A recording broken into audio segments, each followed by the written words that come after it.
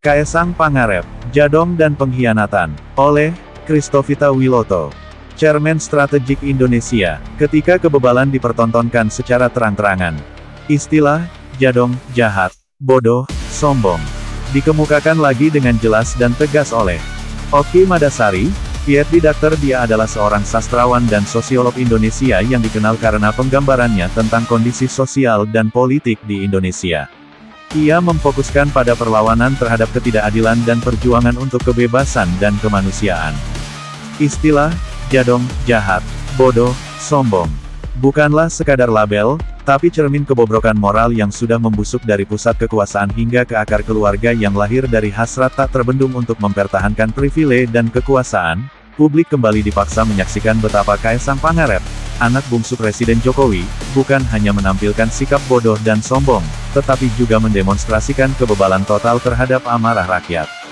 Rakyat saat ini sedang marah. Mereka tidak lagi percaya pada pemilu. Mereka muak dengan pencitraan.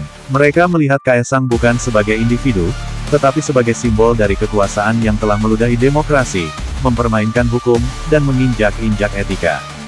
Dan dalam kemarahan itu, Kaesang muncul, bukan untuk meredam, tetapi untuk mengejek. Dengan wajah santai, ia menjadikan suara publik hanya sebagai angin lalu.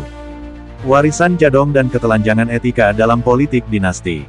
Menurut Oki Madasari, kita tidak sedang bicara soal satu orang.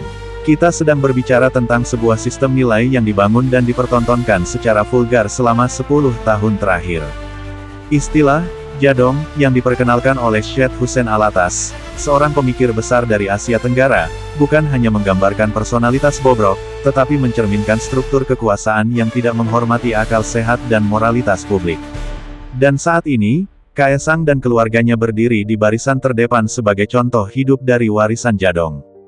Apakah ini sekadar kehilafan anak muda? Tidak, ini adalah bagian dari strategi kekuasaan keluarga Jokowi untuk terus menguasai Indonesia pasca 2024. Ketika Kaesang tampil mengejek kemarahan rakyat, yang sedang ia tunjukkan bukan kepribadian individu, tapi watak asli dari kekuasaan yang sudah kehilangan rasa malu. Publik yang terhina dan harapan yang diseret turun. Ketika rakyat sudah tidak percaya pada sistem hukum, pada Mahkamah Konstitusi, pada pemilu, dan pada aparat penegak hukum, maka suara rakyat menjadi satu-satunya sumber legitimasi terakhir. Namun, suara itu pun kini dilecehkan oleh anak seorang presiden, seolah-olah semua kegelisahan rakyat hanya layak untuk dijadikan lelucon media sosial. Apa yang dipertontonkan Kaesang adalah bentuk penghinaan terbuka terhadap nilai-nilai demokrasi, dan lebih jauh lagi, penghinaan terhadap rasa keadilan dan etika bangsa ini. Bangsa yang telah lama bersabar, akhirnya sekarang dihadapkan pada kenyataan bahwa kekuasaan tidak lagi mengenal batas malu. Dalam sejarah politik, kekuasaan seperti ini tidak akan bertahan lama. Tidak ada dinasti yang selamat ketika ia mengolok-olok penderitaan rakyat. Sejarah Cina, Romawi, Persia, bahkan Indonesia sendiri menunjukkan bahwa penghinaan kepada rakyat adalah pangkal kehancuran kekuasaan. Strategi bertahan lewat kebebalan, gagal total. Menurut Oki Madasari, kita sedang melihat strategi kekuasaan yang amat primitif, bertahan lewat kekebalan hukum, pencitraan media, dan kini, lewat kebebalan personal. Tapi strategi itu gagal total.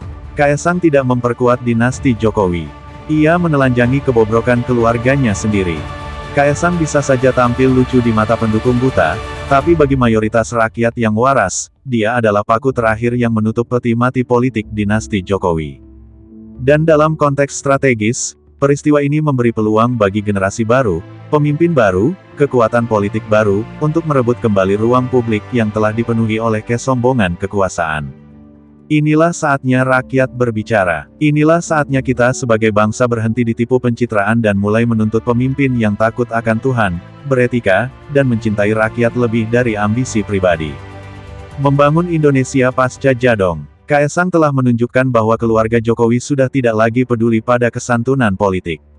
Maka tugas kita bukan membalas dengan kebencian, tapi dengan strategi. Dengan kebangkitan. Dengan konsolidasi. Kaesang, dengan video singkatnya, mungkin merasa sedang lucu. Tapi sesungguhnya, ia sedang mencatatkan dirinya dalam sejarah sebagai contoh bagaimana kekuasaan menghancurkan akal sehat. Dan dari reruntuhan itulah, generasi baru harus lahir, bukan untuk menertawakan, tapi untuk membangun kembali. Ini bukan hanya soal Kaesang. Ini soal kita semua, soal apakah kita masih sanggup berkata cukup. Cukup pada kebodohan, cukup pada kejahatan, cukup pada kesombongan. Mari kita buktikan, bahwa bangsa ini masih punya harga diri.